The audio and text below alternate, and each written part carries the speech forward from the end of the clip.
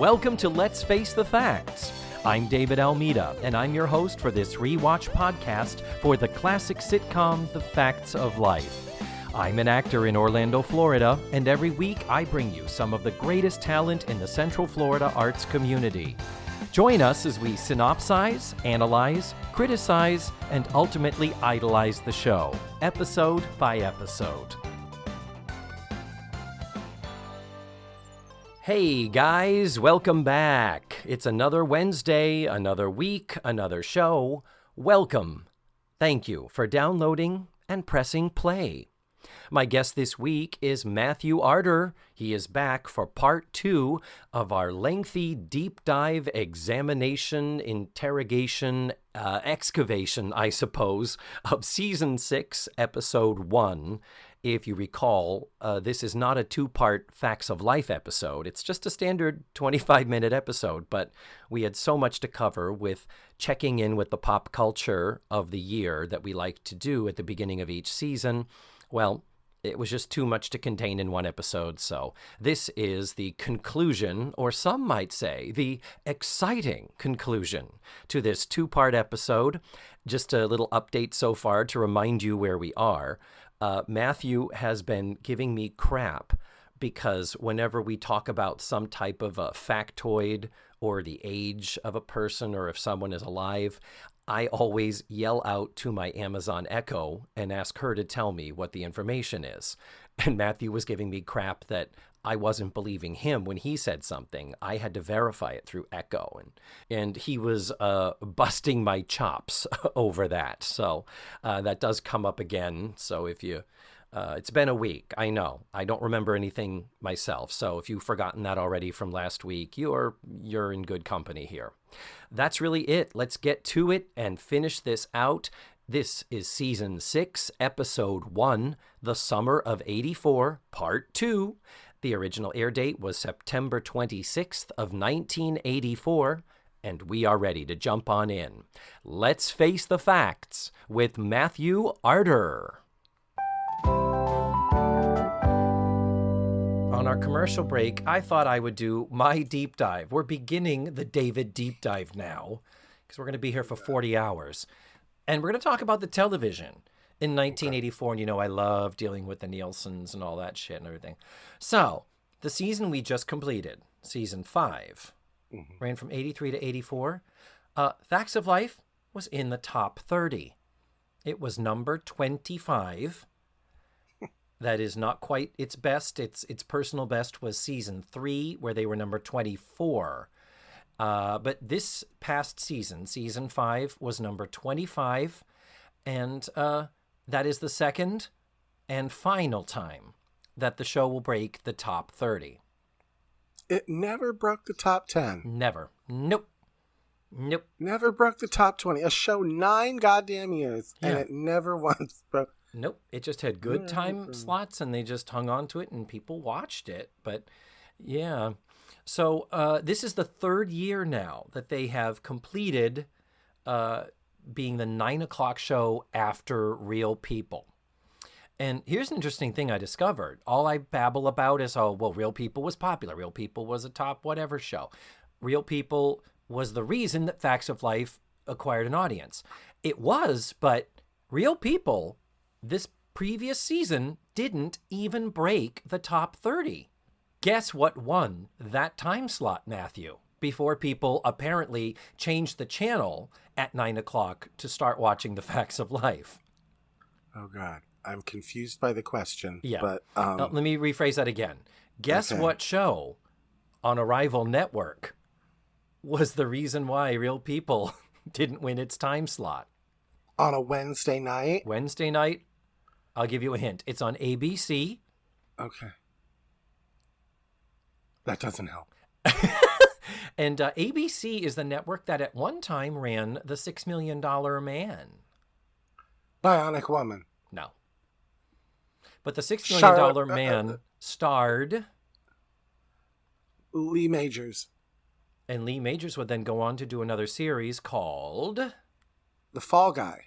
Ding, ding, ding, ding, ding, ding, ding. But I thought that was on NBC. No, Fall Guy is ABC. Oh my God. Mm-hmm. Real people got beat up by Fall Guy? Yes, Fall Guy made it into the top Well, it 30. had something for everybody, didn't it? For the old ladies, it had Lee Majors, who thought he was sexy. Mm-hmm. For the straight guys, it had the wonderful Heather Locklear. Yes, uh-huh. And then for us young gays, it had, what's his name? Charlene's husband. Do you want me to look something up, Matthew? Is that what I'm hearing you requesting? Because I don't know the answer. Douglas Barr? Was that Charlotte? What was his name on the show? Howie Munson? Thank you, Howie. Now cut all of that out. No, I'm not going to cut it out. It had Heather Locklear, and it had, for us young gays, it had Howie, who went on to be Charlene's husband on Designing Women. Oh, okay. I quickly pulled up the cast. Marky Post? Yes. Joanne Flew from Candid Camera? Nidra Voles? Yeah. But yeah, that was a little surprising thing for me too, that the Fall Guy was that popular? Really? I guess $6 Million Man was popular enough, but... because it was Wednesday night, my mom went to play volleyball with her friends on Wednesday night.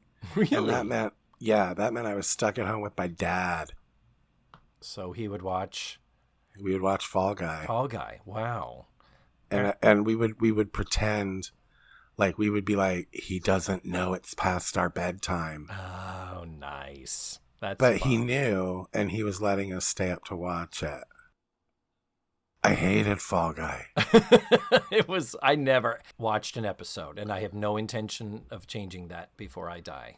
No need. Unless you tell me otherwise. No, you don't have to. Yeah.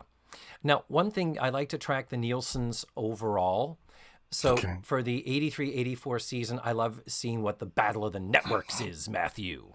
Okay. So of the top 30, CBS has once again resumed the lead. Remember, because we had CBS and ABC, it was this back and forth tug of war. Well, CBS has 15 of them. ABC has 9 of them. And NBC has 6. Well, along with the crap, though, like the Lucy Arnaz show, there's stuff like Murder, She Wrote. Mm-hmm. I mean, it was a big year. Yeah, we're going to be talking about that, yeah. So just the top 3 shows, we don't need to get into all of this. Dallas, 60 Minutes, Dynasty. It's like, well, that's a difference from the Archie Bunker years. That's a cultural shift, isn't it? Yep. When those are the top shows. I mean, forget 60 Minutes, forget that. But Dallas and Dynasty. The Reagan years had set in. Mm-hmm. The yuppie, the rich, the corporatization, the chasing the money, that was all well established at this point. But just so you know, the shows, we track NBC because NBC, The Facts of Life is really a good viewpoint from the sidelines to watch the evolution of this network because they were nothing when The Facts of Life started. We've discussed many times.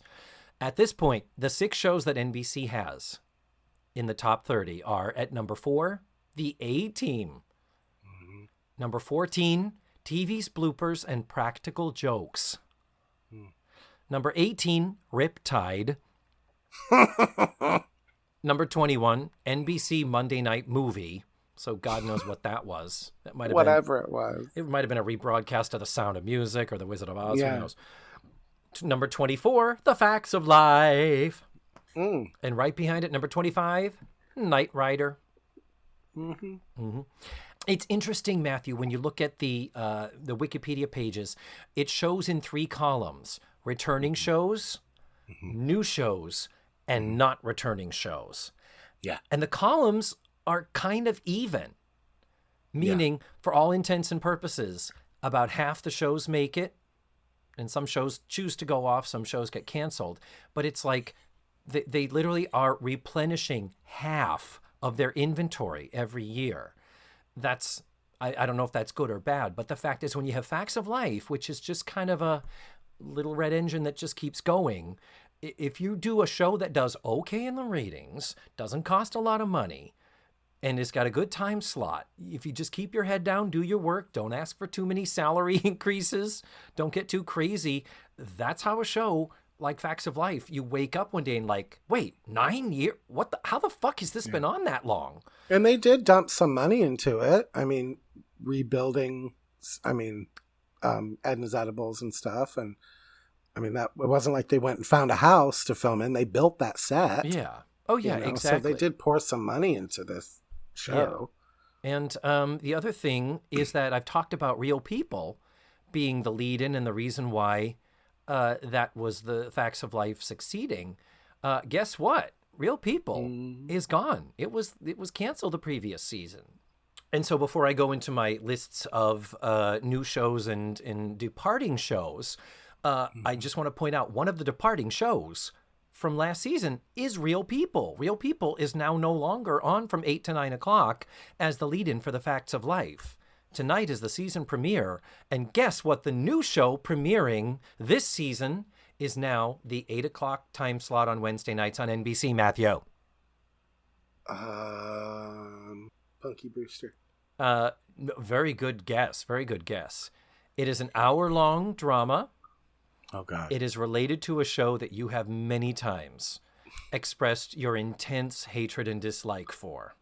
Oh, Jesus. Is it Highway to Heaven?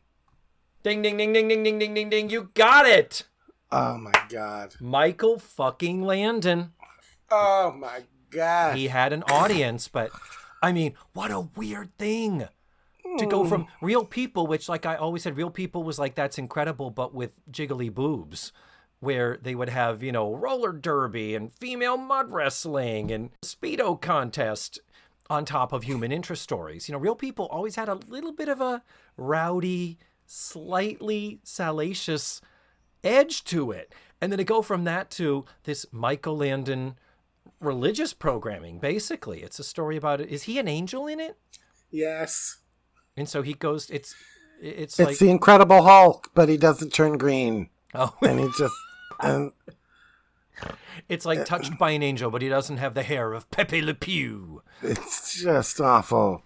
So from the 1983-84 season, these are the shows that are not returning or were canceled. And this is only a select list, okay?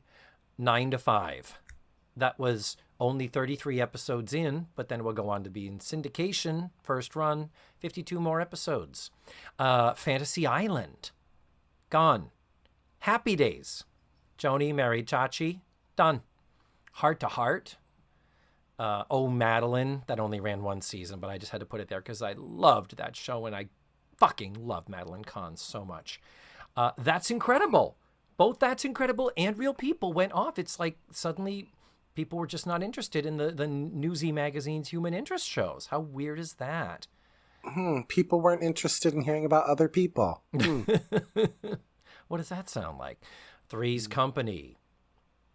Over. Bye. Uh-huh. Girl, bye. One Day at a Time. Girl, bye. Mama's Family.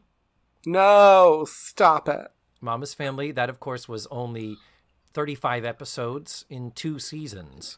But 2 years later, they would come back in first-run syndication to create 95 more episodes. Hallelujah. Manimal. Mr. Smith. Riptide.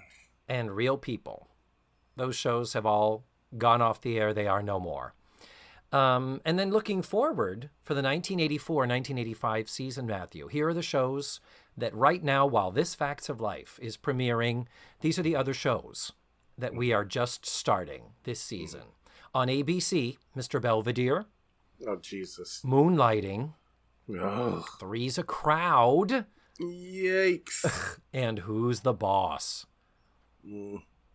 Yep, on CBS, Charles in Charge. Ugh. ER.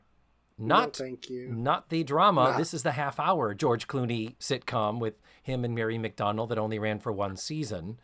And after that show wraps, it's like, well, what are you going to do with this Clooney guy now? Put him in the Facts of Life. Murder, She Wrote. Mm-hmm. It premiered. And you've mentioned this before. The Lucy Arnaz Show. Mm-hmm. I've never heard of this. Did you ever Nobody heard did. of this?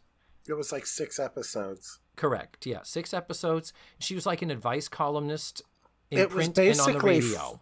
It was basically Frasier with with Lucy Arnaz. Wow.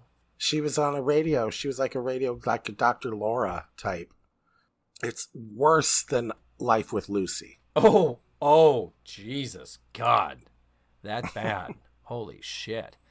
And then lastly, on NBC, the shows that premiered this same season, Miami Vice, Punky Brewster, Yeah. Partners in Crime.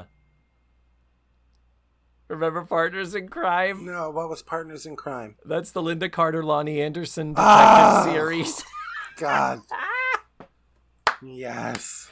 I remember I was a teenager and I was so disappointed. I'm like, what is this shit? It was so badly written. Ugh. And then V, the series, the Alien show, became a series, remember? Alien TV movie? No? Highway to Heaven. And by the way, Highway to Heaven came in at number 19. Of course it did. That first season. Like, it tracked really high. And lastly, on NBC, premiering in 1984, Matthew, a little show called The Cosby Show.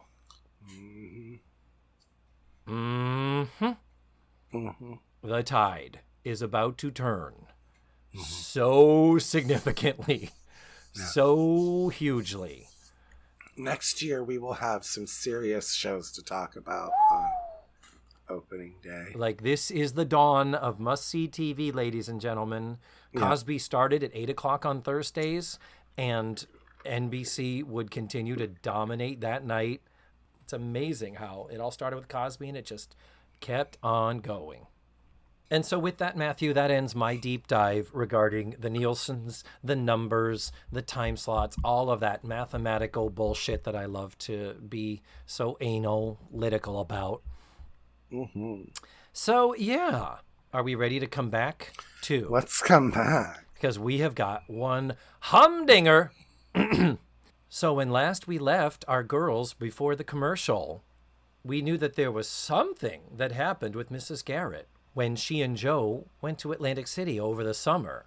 But that has not yet been revealed. And now we're about to learn. Now, I do want to point out before we start it that Mrs. Garrett, when they start to tell the story, she decides to leave the room. Yeah. She's like, I'm going to go get dinner.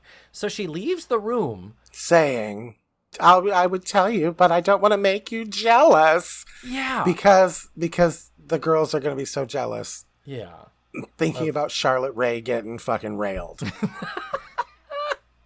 But the thing is, it's like, they're going to talk about you. Why would you not want to be in the room and make sure that the story gets told properly? No, and then he spit on my butthole, you see. That's when, no, Joe, you're messing up the story now.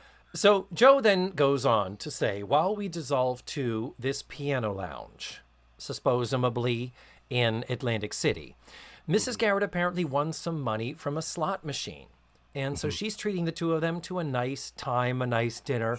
Joe is in an off-white pantsuit, like a linen-y pantsuit with a button-down man's shirt, a black man's tie, sleeves rolled up, peg-leg trousers, I'm sure, shoulder pads wider than the fucking table. Well, it's like she raided Paula Poundstone's closet. Yes. And it looks like when you first upon the scene, I would have guessed that Joe was about to go do stand-up. Yes, exactly. She looks like Colonel Sanders about to do stand-up. Matter of fact, that character that Molly Shannon would do, that don't get me started. Don't even get me started. It looks like that. Like, oh my God, you're so right. Yeah, totally. She's dressed like every lesbian stand-up comedian in the 1980s. Correct. Yeah. You are absolutely right. So, but as we pan across, we see there's a man sitting at the piano playing and singing, and it is John Astin. And his wig. Yeah, we're clearly wearing a piece. Oh, wow. God. Wow. Not a very good hairpiece, John. But and I think he's still alive, isn't he? Echo, how old is John Astin? John Aston is 90 years old.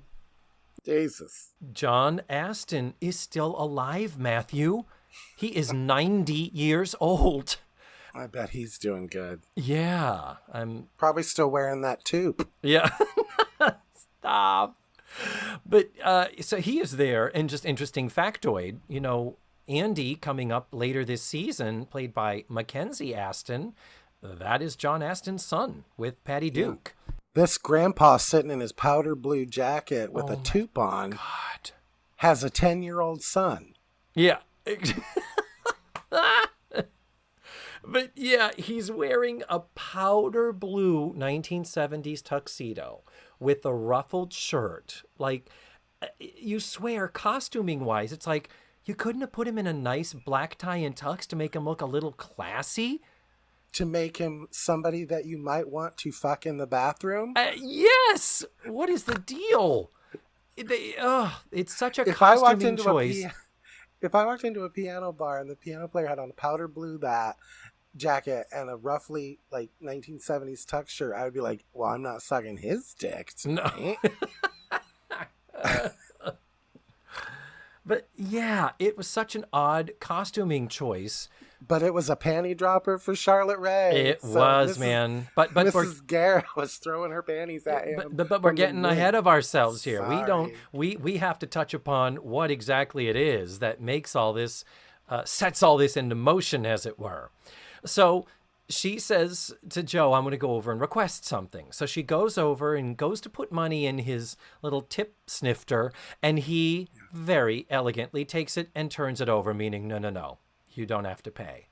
And he is very, John Aston, he was Gomez Adams. He is very suave and nice. Visually, even in his heyday, at his most attractive, I'm not sure fuckable comes to mind. No, but I do think if he had been dressed better, he was perfectly cast in this part. Yeah, okay, I will give you that. It's not him, it's that fucking tux. If they had put him in a nice, good-fitting black tie and black tuxedo, he would have been dashing. And he does look relatively bored throughout his performance. A little bit, yeah. So... And he's faking the piano. It's clear he's not playing. Right. And he's doing an okay job. I give him like a B-. A couple of times while he's playing, he points at her, like he gestures toward her, taking his hand off the keys. And it's like, no, you need to have him on the keys, honey, to make it that you're playing the... Joe does that as well. Oh, God, yeah. Oh, yeah. So the song Mrs. Garrett requests is Where or When. And... he starts to play it and starts to sing it and kind of eggs her on, and she gets a little swept up in it and hums along a word or two, and then it's like Dorothy Zbornak at the Rusty Anchor, where she somehow gets this confidence by going like, I can't remember. Well, it's like two of the worst singers.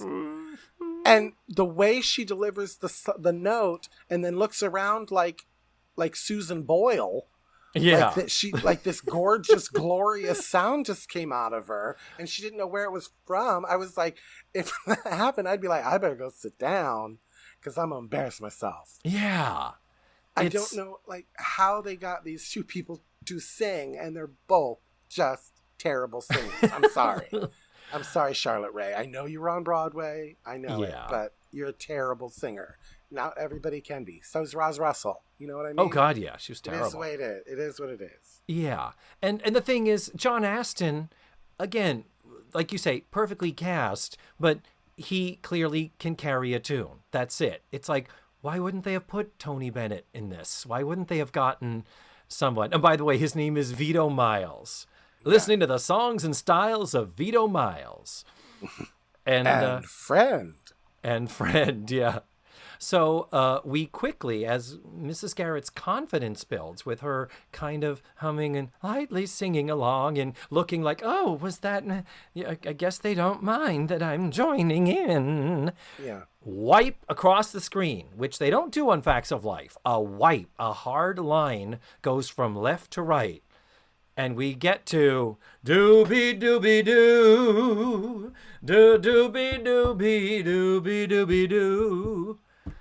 And Mrs. Garrett ends with a high note. Doobie doobie doo. Woo! What is happening? I wrote down, is she supposed to be drunk at this point? Because like people are cheering and like she like starts clapping like a 4-year-old, like a seal. Like and I thought maybe she's supposed to be drunk. I don't know. But we can't have Mrs. Garrett drinking. She's a nun. She's perfect, yes. She's perfect. Yeah, but we're going to learn she's a hooah. Because no sooner does she sit down at her table and says to Joe, oh, that was wonderful. It's the most fun I've had and whatever. And then this is a little bit longer in the full-length non-rerun version where she sits down and looks at him and their eyes meet across the room. Like there's this sort of unfinished... Oh. It is the most awkward, unsexy... Yeah. So creepy the way he looks at. He could be looking at a chair that he wants to buy. Yeah. There's nothing sexual in the look that he gives. Yeah, there's not a lot of chemistry happening here. There's really not. But as soon as they sort of have this look back and look forth, she just goes, I need to go to the ladies' room. And so off she goes, and then he does the kind of like, well, folks, gonna take a break. I'll be right back. And then he gets up and kind of, I'm a cat. I'm doing the physical equivalent of lying in a sitcom, Matthew. I'm doing adjusting the tie and fixing my jacket and putting it. I'm gonna walk out the same door she did. And he's looking around like anybody in that place is watching what's happening, and he's being real sneaky. But he's also, because we both cruised in bars, David. We both followed men into the bathroom. Who hasn't? How dare you? We never have. We both went to gay bars in the 90s. We've all had our dick out in a public bathroom. I can say to you, I have never. Liar. I never. Yeah, show me a guy that went to gay bars in the 90s that didn't have sex in a public bathroom, and I will show you a liar. I wish I were lying when I said that, but nobody more than me wishes I had been a big old whorebag fuck bunny in the 90s. Didn't happen. So we've all been in that position where we're cruising and like following somebody into the bathroom. Except for me, yes. I will yes and it, but anyway. But he honestly is following her to the ladies' room. And he's walking like he's going to fucking rail her in the handicap stall. That is exactly the next question that comes up in my notes is like, so when she said, there was again, it made it kind of salacious versus something quote unquote romantic would just be her leaving the room and then him going afterwards. Or why didn't he come to her table and say, can I show you the boardwalk? Yeah. And like, I'm going to sweep you off your feet. No, I'm going to rail you in the handicap stall. Yeah, or so the story would lead us to speculate because... Which I am fine with. Exactly. I'm fine Not with judging. It. Mrs. Garrett, fucking get you some of the D, girl. But... some of that John Aston Gomez D. Wow. Which must be pretty good because he's got a 10-year-old son. And he's in his 70s, yeah. Well, here's the deal. Wait, this was 40 years ago. He's 90 now. He was 50. He was like 50. You're Dave. You're John Aston. David Almeida. Fuck you. That was the other show. Fuck you.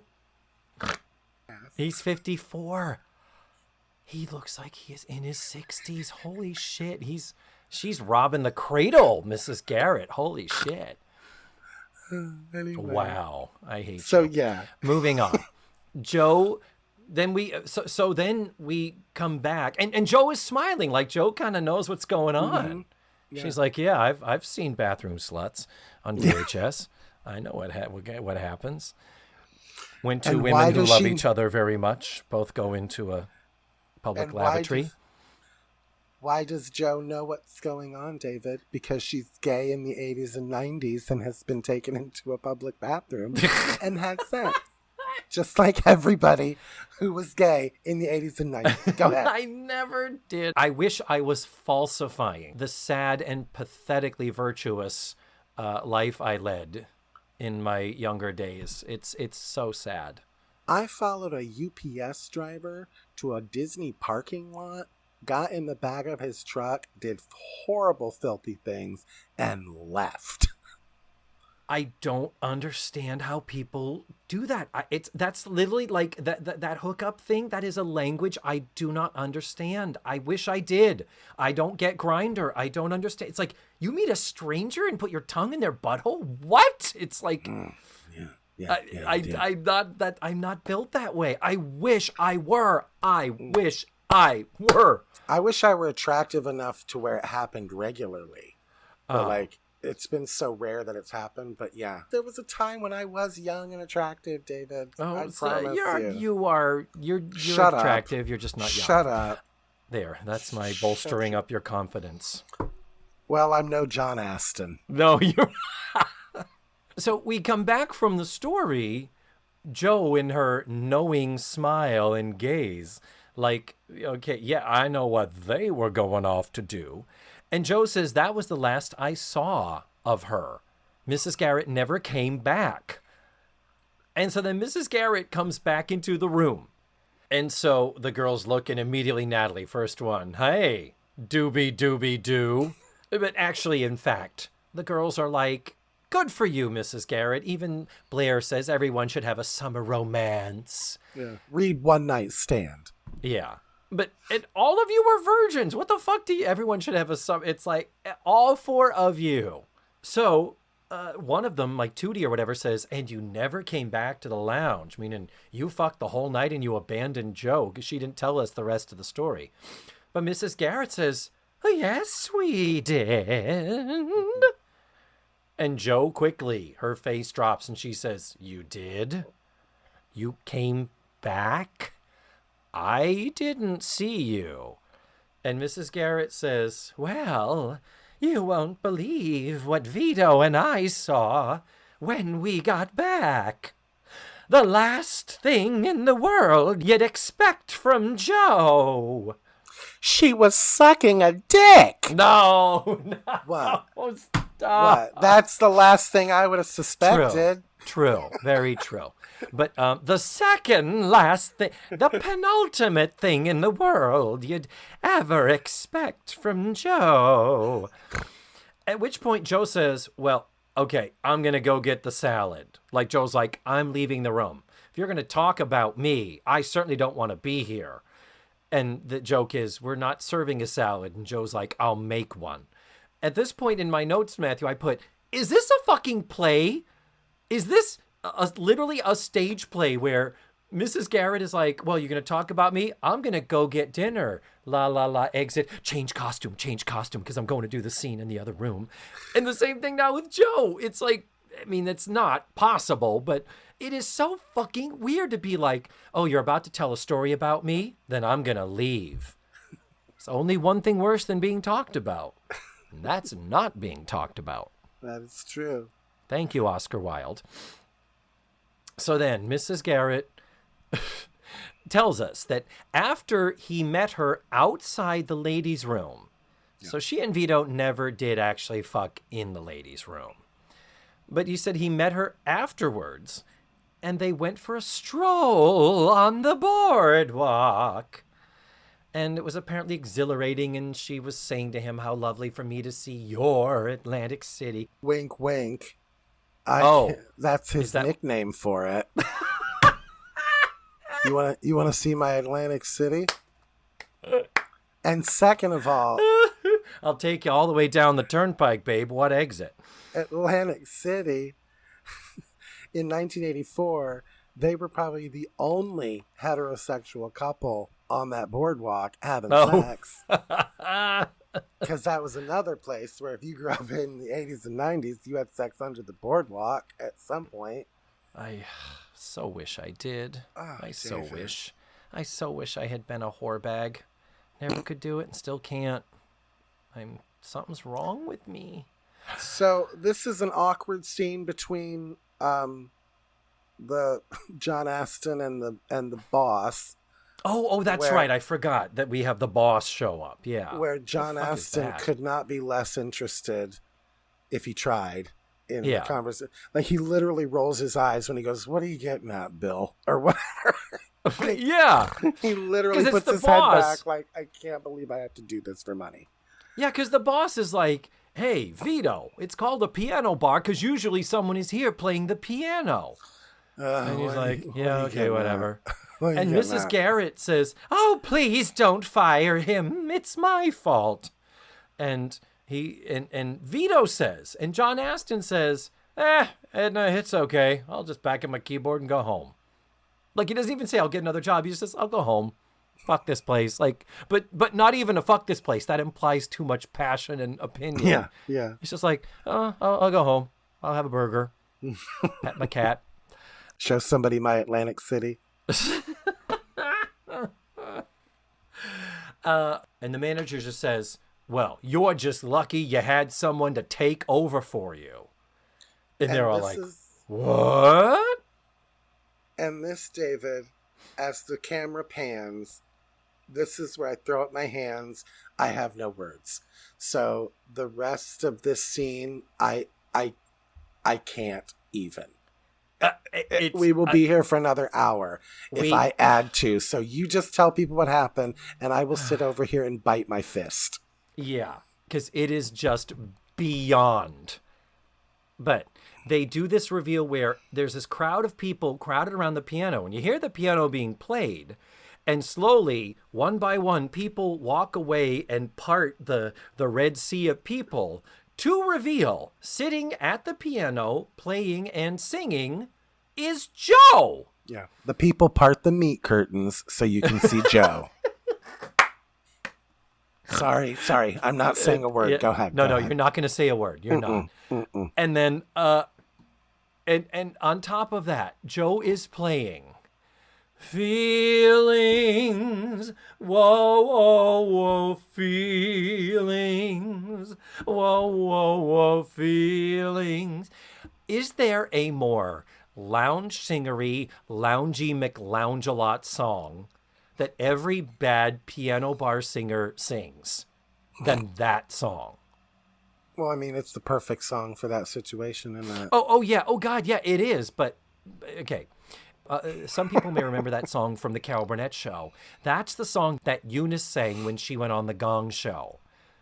And so Carol Burnett coined that thing of that yodel of feelings, whoa, whoa, whoa, feelings, doing the yodel.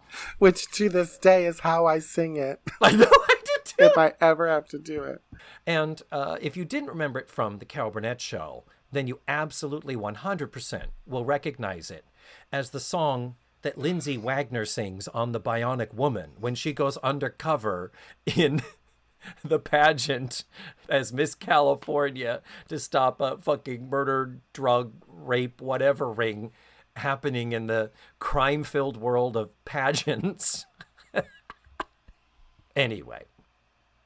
In the syndicated version, she finishes this to everyone. Oh my God, this is the greatest entertainment I have ever seen. And then she goes right into singing one of her mother's favorites. Yeah. It had to be you. It had to be you. And honestly, her singing is okay fine. It is okay fine. It's like John Aston. She can carry a tune if it's in a key low enough to accommodate her range, which is about 3 notes.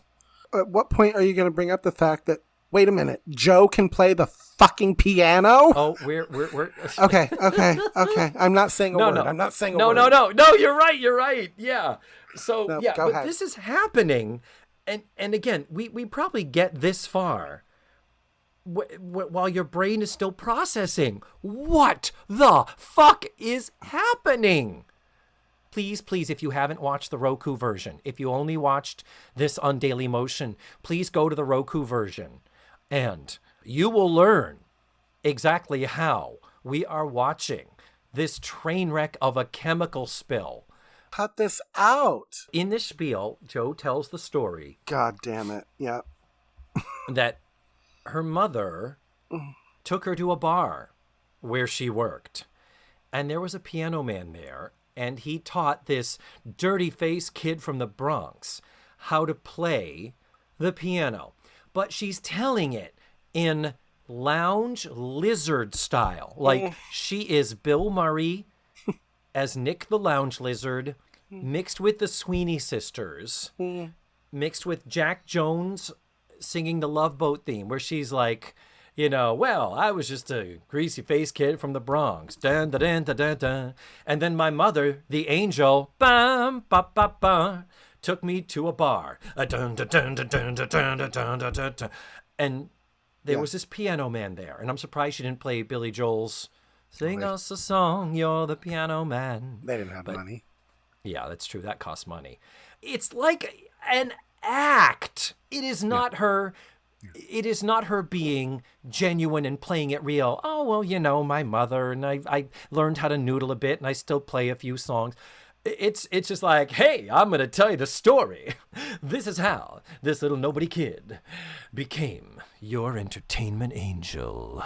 It's also like piano players would do that to show, look at how the different styles of playing that I can do in such a short time. Yeah. It's like a piano player's like show off song.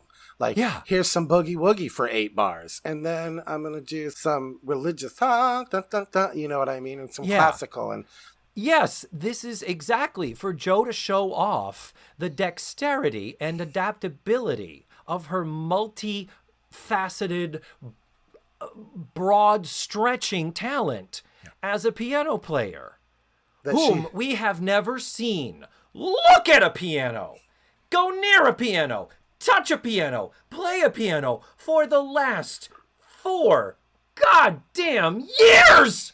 This is why I threw my hands up and I had no comments. Ladies and gentlemen, for those of you out there who are not musicians, particularly instrumentalists, have you ever heard the term use it or lose it? Yeah. One cannot be a piano player / performer, leave it for 4 years, never touch it, even if she played 17 hours a day every fucking summer. The fact is, you know, a competent piano player has to study for about 10 years. And then you got to keep up with that shit. You have to do it. You can't just walk away from a piano for years. I've lost probably 90% of my piano playing dexterity. Oh, and geez. I hate it. I hate that I've lost it. Well, go back to it. Play it. Play some more. Just if I would if I had a better keyboard. Yeah. Anyway. And I keep saying I want to learn the piano and I want to start, but I know once I start, I basically will never, ever be able to stop, and I'll probably never not suck at it. And then you'll become the greatest piano player ever. Exactly. I'll be able to say, I had this friend Matthew, and I did a podcast. And then I had a day job. Good God, bring this scene to an end before I kill myself. I know. There's so much wrong with that. Yeah, so then she goes into It Had to Be You. She sings it, and you see the clip of her singing in the opening credits. That's one of the clips of her and Nancy McKeon as Joe. And I do have to say, in this clip, I don't think she is more beautiful. With the look, the hair, the white, the smiling, the singing the song. She just looks gorgeous. I mean, legitimately, I'm not being ironic. I think she is gorgeous in this scene. Nobody has said Nancy McKeon is not a pretty girl, Mama. You've said she's a handsome woman, I believe. Yeah, but I didn't say she wasn't pretty. Handsome woman. Yeah. But the thing is, this is a common trope in sitcoms where over time, if an actor has any musical theater background, somehow their character miraculously finds a reason to sing on the show. They did it on One Day at a Time, where suddenly, oh, we're putting on a variety show for the local nursing home. And, oh, Bonnie Franklin, who was on Broadway, is now suddenly this great singer. So, Mary Lou Henner is going to do a fantasy dance sequence on Taxi, because Mary Lou Henner's a dancer. This is one of those, like, who anywhere said, you know what we really need on the show? We need Nancy McKeon to sing. Meanwhile, Lisa Welch is over there going, I've released albums. Exactly. I was on a show before this where I sang. Yeah. Anybody? No? Okay. I played the guitar at a campground at Disney World to a group of children. You want me to be in a scene with a cow? Okay. Yeah, Yep. exactly. Yep. Oh my God, we still have one more show to go. Holy fuckballs, Matthew. That's why I'm like, get me out of this scene. Oh my God, yes, you're right. So then on the note of Joe singing, it dissolves out and we go back to the modern times. And Joe comes back in, again, having not been in the room to hear. And thankfully, Tootie does say, why didn't you ever tell us you played piano? Yeah. And Joe says, well, the doctor said after the operation I'd never play again. The fuck is that response? Well, then Tootie even goes, what the fuck? I'm paraphrasing. And Natalie says, Tootie, that's a joke. You're What's not that? Jewish and from the Catskills like I am. And you don't understand this vaudevillian humor. But she's like, it's a joke. And Tootie's like, what? Joe making a joke? Wow. That completely and totally supports the thesis statement of this episode that we think we know each other, but we don't because of all the surprising things we've done over this past summer break.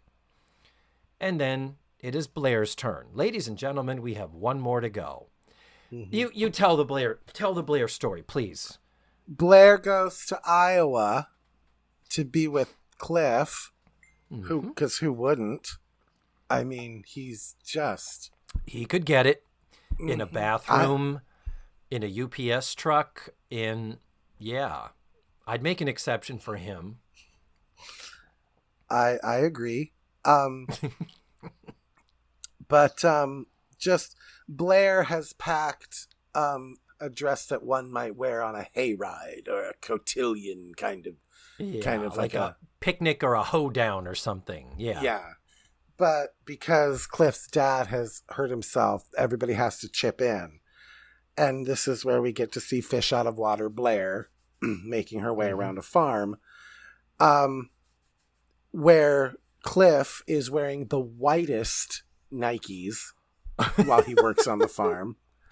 Yes. That I've ever seen. Blair is in about a 2-inch pump. And the first stop is, he says, do you want to clean out the stalls or milk the cow? A stupid joke where she needs a shovel, but she decides to milk the cow. And I have to say, David, after watching Blair milk that cow, if that's the way she tugs on an udder, I can see why this is the last appearance of Cliff. No. Be nice. You're not wrong, but be nice. I'd be out of there too. I'd see that hand. I'd be like, really? That's how you grab it? I'm out. Yeah. She like does a 2-finger, barely tugs the udder. Like, I don't know. I'm just a city girl. And Cliff is of no help, by the way. He's not like, here, let me show you how to milk a cow. It's like, nope, go to it, bitch. No. I'm judging you. And, well, because he wants to see how she naturally would grab it, It's a test for her. Because he hasn't taken it out in front of her yet. She totally wouldn't let him. No. Now they're going to go feed the pigs. Yeah. And we get another phrase that I use to this day. What? As they're feeding the pigs, Blair is grossed out by it. And she goes, oh, that's disgusting.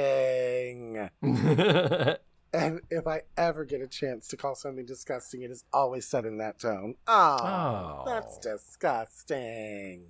Nice. Because last week you were talking about how you loved Natalie playing a game and saying, I want to be blue. I want to be blue. There it is. But she falls into the mud. And meanwhile, we're in Iowa, but in the background, all you see are mountains. Yeah. Like they're surrounded by mountains. Mountains of Iowa. This is a location shoot. This is like the first time on the show we've ever seen any location that's not on that soundstage. So this is technologically quite advanced for the show. Is it? When have we ever been? That's not. We've been in other places, but they've always been sets, like the coffee shop, like The strip club. strip club was a set. You're But right. this was in an actual barn on an actual farm, out of doors in sunlight, Facts of Life Go to Paris. not on the show. Okay.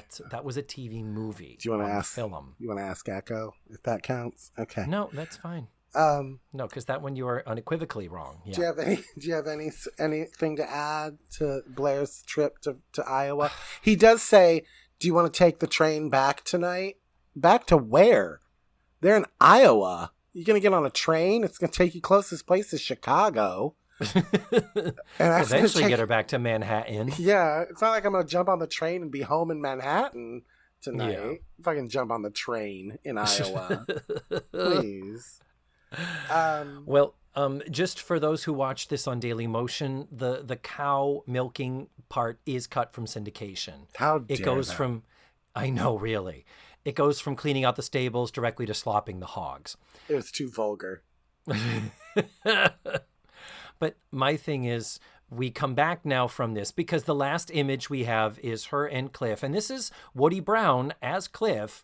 This is his final appearance. And we never ever see him again. We are introduced to Cliff again this season anew as, well, this is the boyfriend that Blair is so serious about, to the point that she decides to go to meet his parents in Iowa. And literally, he's gone. This is the last time we see him, where Blair falls into the mud and they both do the Jesus Christ. But the point is, she sprained her ankle when she slipped in the mud, so she got to spend the 2 weeks on the porch with Cliff's dad. Yes. So she didn't She have to do explains any that work. when we come back to dinner. Yeah. And Joe even says, you on a farm, I don't buy it. So Blair pulls out some photos, some Polaroids. Of course they'd be Polaroids. And she has pictures of, this is a picture of me with the pig.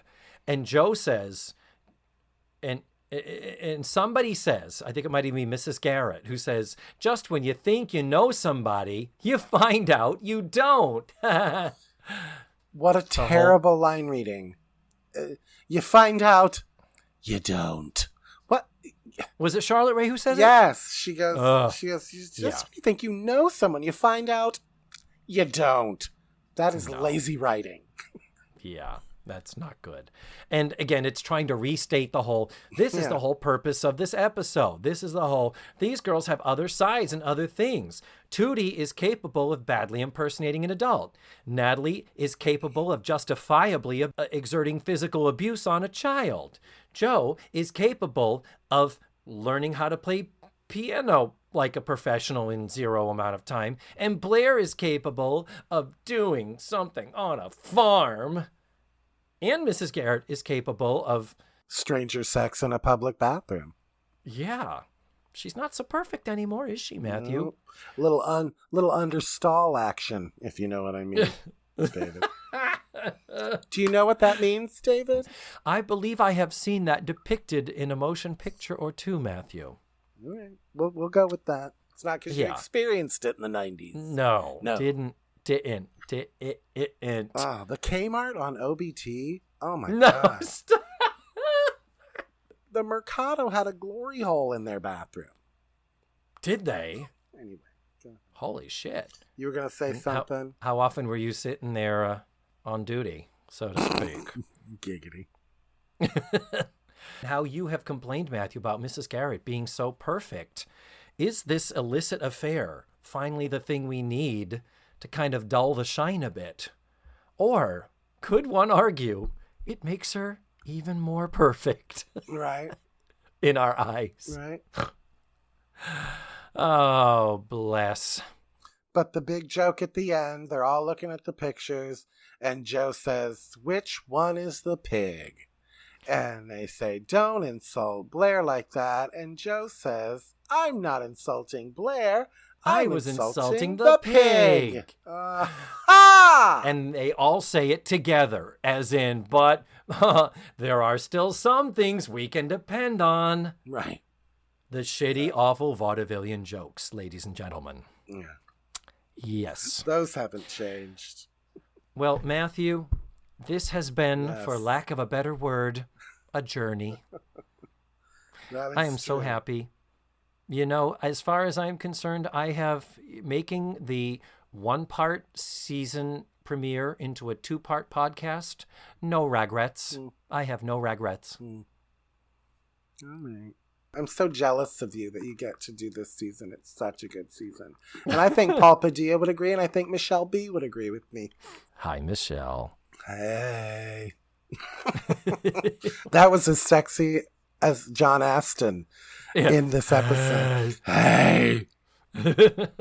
Gross. And he was rolling his eyes when he did that. Oh my God. David, I love you. I love you too, Matthew, and thank you for doing the show as always, and thank you for all of the research and for deepening our love and understanding of this show, this episode, this season, and this experience. Smooches, my darling, and goodbye. Bye. And there you have it. That was Matthew Arter, and that was the conclusion of a Let's Face the Facts two-parter, or as we like to call it, a two-arter.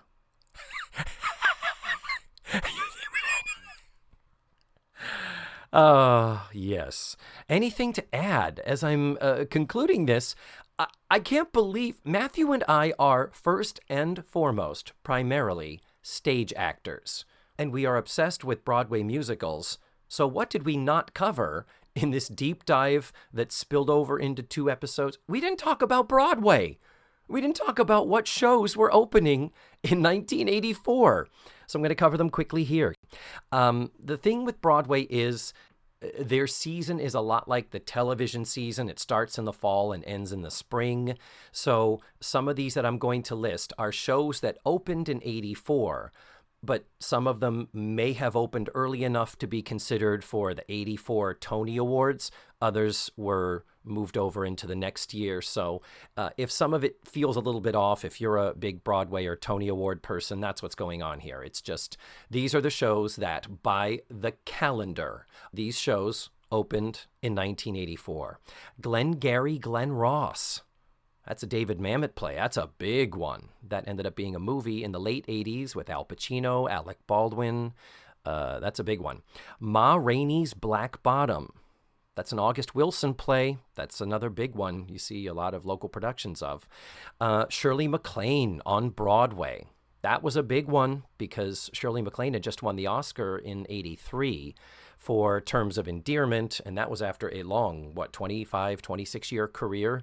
So she was really quite hot at that point. I feel like she made the cover of Time or Newsweek, a picture of Shirley MacLaine high-kicking, and this is her Broadway show. And yeah. The Real Thing. That's a Tom Stoppard play. Another biggie that was big in the 80s, and Tom Stoppard is, of course, a big, well-known playwright. Whoopi Goldberg. This was the year that introduced us to Whoopi Goldberg. Her Broadway show with all of the characters, directed by Mike Nichols, written by Whoopi, with her doing all of that stuff that became the HBO special, The Record, and I did have it on record, I think. But it was, that was huge because that is what introduced the world to her. And The Color Purple would be her first movie in just another year. 85, 86 was Color Purple.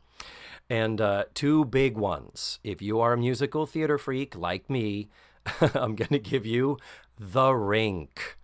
The Rink. A notorious Broadway show. It starred Liza Minnelli and Cheetah Rivera. It was written by John Kander and Fred Ebb. The book was by Terrence McNally, a powerhouse of creative talent, and it was a flop. Kander and Ebb had done Cabaret and Chicago, and Cheetah and Liza were kind of their muses. It's like this was a can't miss. And I've seen the show. It's got some good music, and the book is okay, but it just doesn't all come together. Just sometimes that happens. But yeah, The Rink is a very well-known and beloved, I will add, musical theater flop in the Broadway pantheon. And lastly, a little show called Sunday in the Park with George. That is the Stephen Sondheim musical, starring Mandy Patinkin, Bernadette Peters, and it opened early enough. It opened in May, so it was considered for the Tonys, and it lost. A lot of people will remember because the previous year, in the same season, we also got a little show called La Cage aux Folles. And that was the Jerry Herman musical. That was a huge hit. And it was very much playing out the whole thing of commercialism versus artistry. At the Tony Awards, it was, will the artsy-fartsy Sunday in the Park with George win, or will the big, crowd-pleasing, sing-along, clap your hands? And La Cage ended up being the winner. But on the flip side, Sunday in the Park with George won the Pulitzer that year. Pulitzer Prize for Drama. So no slouch for Stephen Sondheim and his collaborator James Lapine, who wrote the book. So that covers the Broadway. And I can't believe we forgot to do that. And we'll be sure to get back into that groove when we do seasons 7, 8, and 9. Yes, there are 3 more of these coming your way. So next week, we're kind of back into the routine of things. We're doing a regular episode, and I'm going to have another special guest. We are going to be watching Season 6, Episode 2, A Slice of Life. You can watch the episode for free on the Roku channel or at dailymotion.com. I recommend the Roku channel because you will get the full-length, non-edited, non-syndicated version of the show. So, that's all for this week, guys. Thank you so much for listening, as always. And remember, the facts of life are all about you.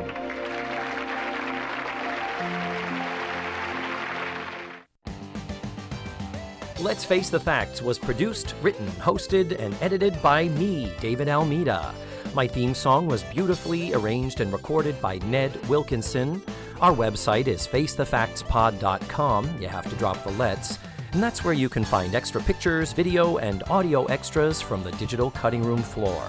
Follow the show on social media. We're everywhere under the handle Face the Facts Pod. You can become a patron of the show by going to patreon.com/FaceTheFactsPod. And don't forget, go to your favorite podcatchers and subscribe, rate, and review. Tune in again next week for another thrilling episode of Let's Face the Facts.